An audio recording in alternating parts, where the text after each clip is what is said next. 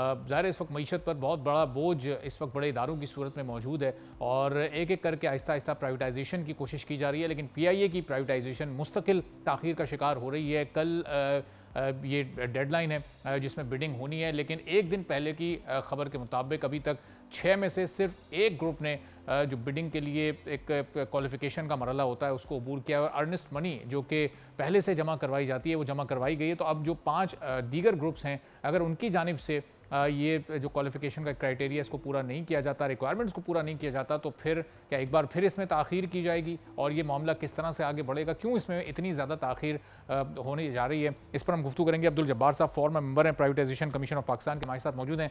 जब्बार साहब बहुत शुक्रिया सर, प्रोग्राम के लिए आपने वक्त निकाला। अब ये कैसे मामला आगे बढ़ेगा जबकि हम देख रहे हैं सिर्फ एक रोज़ बाकी है और हमें इस वक्त 6 ग्रुप्स में से सिर्फ एक खरीदारी संजीदा नज़र आ रहा है।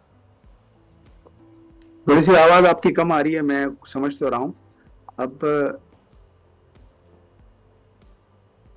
जी अब्दुल जब्बार साहब, मेरी आवाज आ रही है? आप यही कि हाँ ठीक है।